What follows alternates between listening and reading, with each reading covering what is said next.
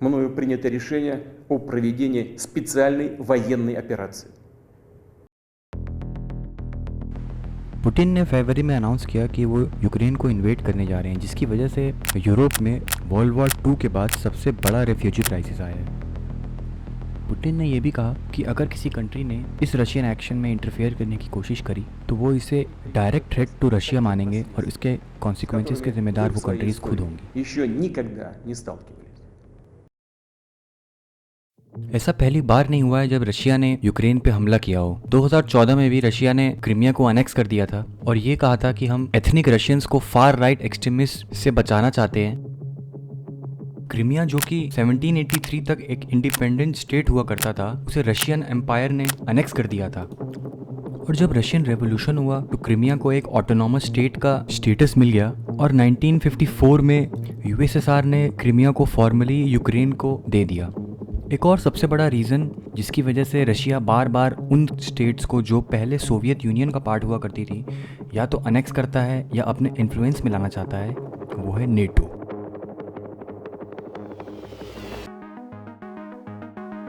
Putin ने अपनी speech में जो यूक्रेन इन्वेजन से कुछ ही घंटों पहले दी थी, उसमें सबसे बड़ा रीज़न ये बताया कि नेटो ने जो ईस्टवर्ड एक्सपेंशन ना करने का प्रॉमिस किया था वो तोड़ दिया।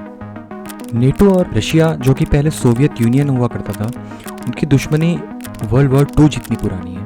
वर्ल्ड वॉर 2 के बाद जब यूरोप की हालत बहुत ख़राब थी, उसे एक डर सबसे ज़्यादा परेशान करता रहता था कि कहीं सोवियत यूनियन भी हम पे हमला ना कर दे। और इसी डर से निपटने के लिए कुछ यूरोपियन कंट्रीज़ और यूएस ने मिलकर नेटो का फॉर्मेशन किया। 1950s के बाद जब यूएस और सोवियत यूनियन में कोल्ड वॉर छिड़ चुका था, नेटो की पॉपुलैरिटी बढ़ते बढ़ते 12 कंट्रीज से 1999 में 19 कंट्रीज तक पहुंच गई।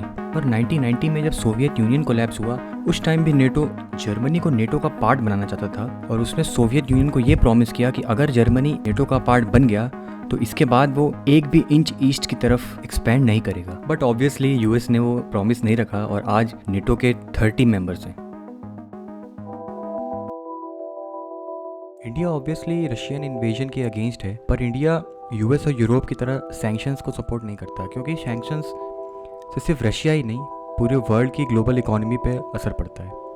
इंडिया के जियोपॉलिटिकल एम्बिशंस के लिए रशिया और यूएस दोनों ही ज़रूरी हैं। यूएस जहाँ पे हमें टेक्नोलॉजी देता है, वहीं रशिया से हम आर्म्स खरीदते हैं।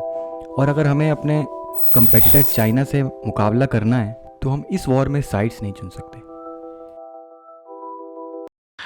But this idea that I do a transaction, that I come in one conflict because it will help me in conflict too, that's not how the world works. A lot of our problems in China have nothing to do with Ukraine, have nothing to do with Russia. They predate it.